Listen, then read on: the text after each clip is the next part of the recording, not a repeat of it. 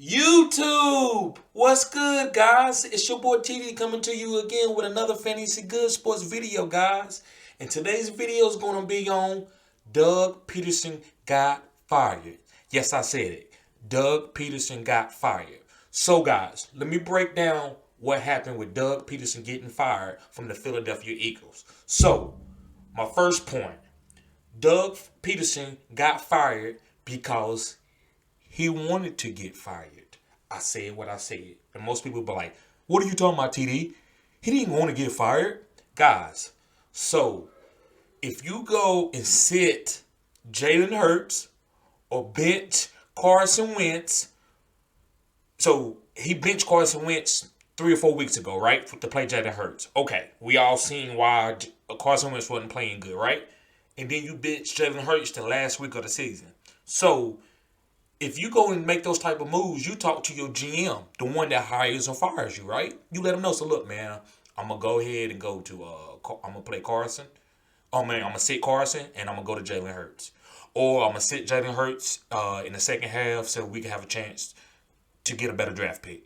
But if you do that and then you get fired, because guys, he didn't get fired because he's a bad coach. Doug Pederson has been doing really well for the Philadelphia Eagles. They made it to the playoffs last year, guys, and they didn't have any receivers. So Doug Pederson has been doing a really good job for the Philadelphia Eagles.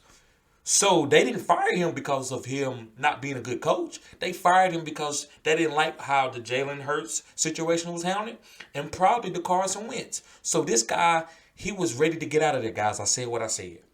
Doug Pederson was ready to get out of Philadelphia, guys. And the reason why he was ready, because he went and done those crazy moves, and the GM didn't know anything about it, because the GM did. He would still be there. So Doug Pederson was like, go ahead and fire me, bro. I'm going to do this. I'm gonna bench Carson Wentz, and I'm going to bench Jalen Hurts the second half of the last game of the season.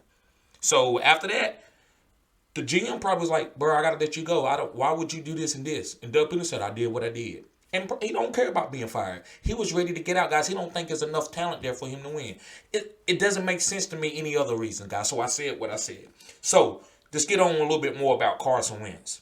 So Carson Wentz was going back and forth with the GM saying like, man, these plays are not good plays. And this is a plays that I'm better at.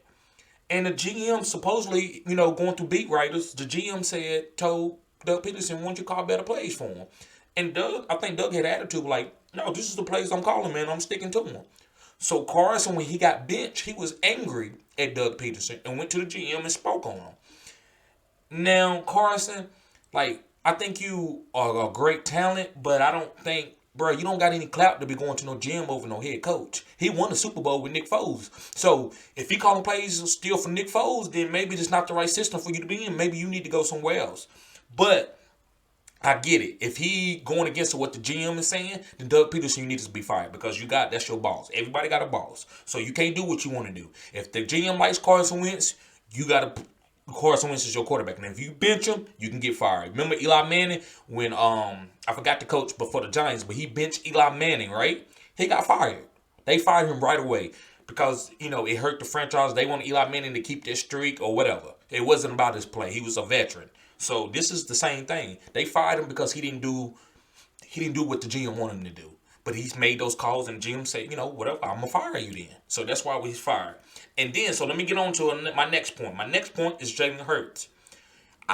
So Doug Peters is not ignorant. He's not slow, guys.